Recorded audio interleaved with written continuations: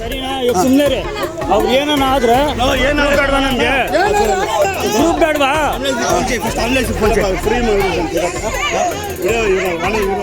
ಸರಿ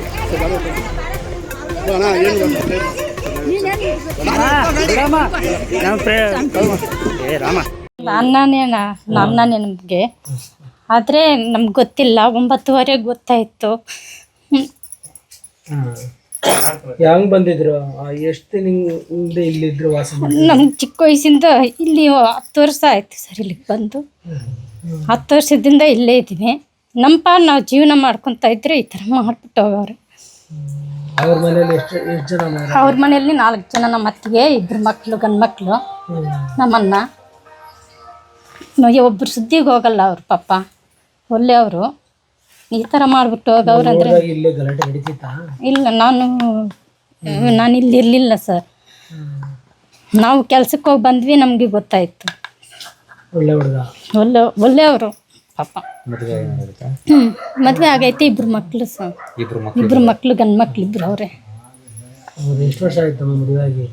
ಅವ್ರಿಗೆ ತುಂಬ ವರ್ಷ ಆಗೈತೆ ಸರ್. ಮಕ್ಕಳು ಚಿಕ್ಕವ್ರೆ. ಒಬ್ಬರು ಡಿಗ್ರಿ 2nd ಇಯರ್ ಹೋಗ್ತಾರೆ. ಡಿಗ್ರಿ ಅಲ್ಲ, ಫಸ್ಟ್ 2nd ಇಯರ್ ಹೋಗ್ತಾರೆ. ಮಗ ಚಿಕ್ಕವನು 9th ಕ್ಲಾಸ್ ಓದ್ತಾನೆ.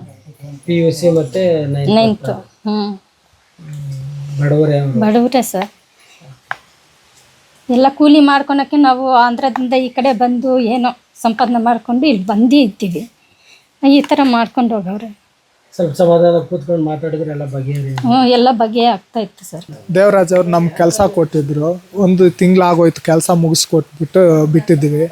ಎಲ್ಲ ಫೈನಲ್ ಮಾಡಿಬಿಟ್ಟಿದ್ದೀವಿ.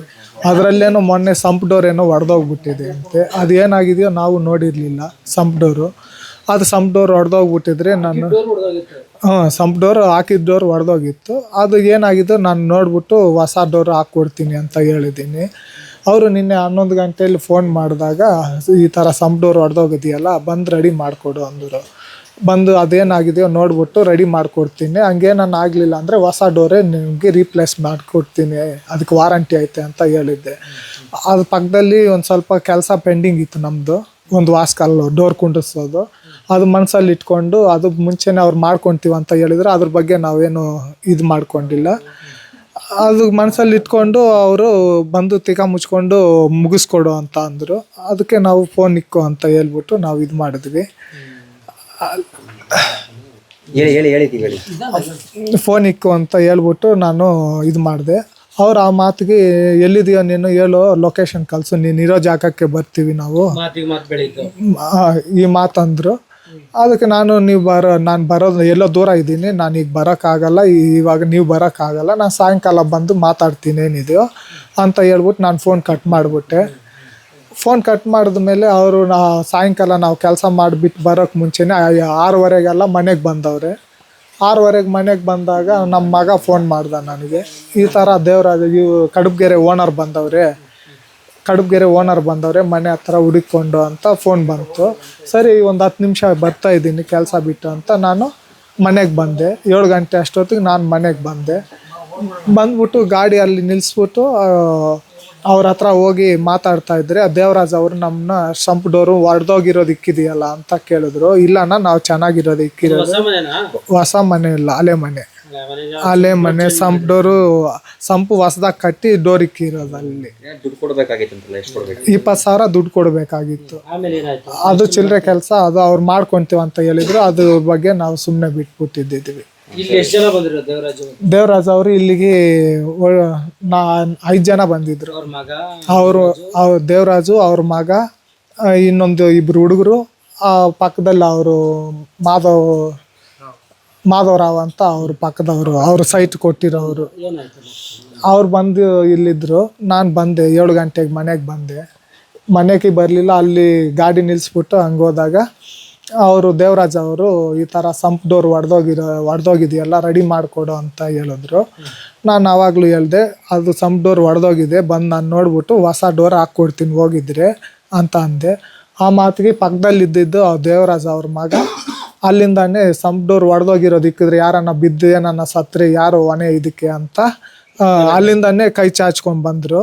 ಅವ್ರ ಅಪ್ಪ ಇದ್ಕೊಂಡು ಇರೋ ಮಾತಾಡೋಣ ಅಂತ ಹೇಳಿ ಸಮಾಧಾನ ಮಾಡಿದ್ರು. ಆದರೂ ಅವರು ಮಾತು ಕೇಳಿಲ್ಲ. ಅಲ್ಲಿಂದನೇ ಬಂದು ನಮ್ಮ ಮೂಗ್ ಮೇಲೆ ಹೊಡೆದ್ರು. ಮೂಗ್ ಮೇಲೆ ಹೊಡೆದಿದ್ದಕ್ಕೆ ಬ್ಲಡ್ ಬಂತು.